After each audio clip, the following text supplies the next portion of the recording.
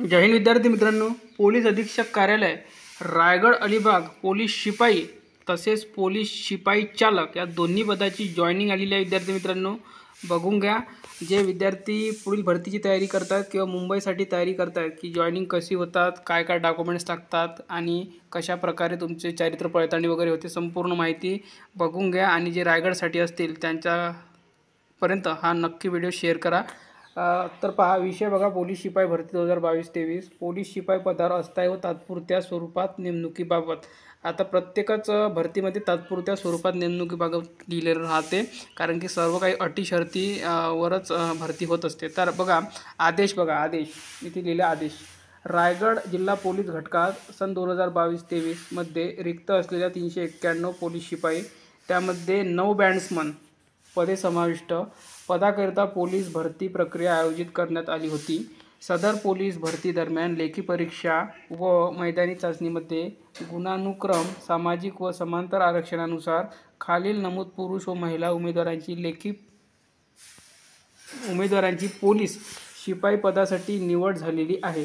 तदनंतर सदर उमेदवार वैद्यकीय तपासणी व चारित्र्य पडताळणीमध्ये पोलीस शिपाई पदावर नियुक्तीसाठी पात्र ठरलेले आहे। म्हणजे वैद्यकीय चाचणीमध्ये सुद्धा पात्र ठरलेले आहे आणि चारित्र्य पडताळणीमध्ये सुद्धा, म्हणजे पोलीस व्हेरिफिकेशनमध्ये। ठीक आहे।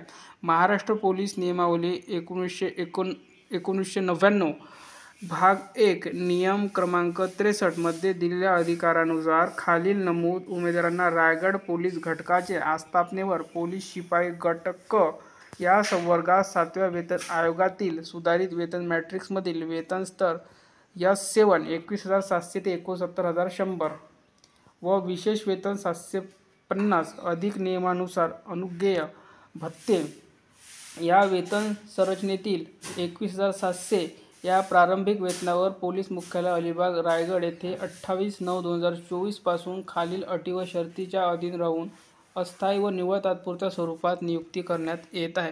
तर बघा, यामध्ये महिला बघू शकता आपण, ओबीसीची एक महिला, त्यानंतर 2-3 महिला ओबीसीच्या आहे, त्यानंतर खुला 1, 2 आणि 3 खुला आहे। आणि अनुसूचित जातीची एक महिला आहे, त्यामध्ये आणखी एक ॲड करून घ्या महिला ओबीसीची। तर बघा, एकूण महिला जर आपण बघायला गेलो तर एकूण 9 महिला आहेत यामध्ये जॉईनिंगसाठी। ठीक आहे, कारण की टप्प्याटप्प्यामध्ये जॉईनिंग देत असतात। त्यानंतर बघा, पोलीस पाल्य खुला पुरुष उमेदवार 1 आहे, त्यानंतर गृहरक्षक दलसुद्धा 1 आहे। आणि सर्वसाधारण जर बघायला गेलो आपण तर भरपूर विद्यार्थी सर्वसाधारण आहे, माजी सैनिकसुद्धा आहे।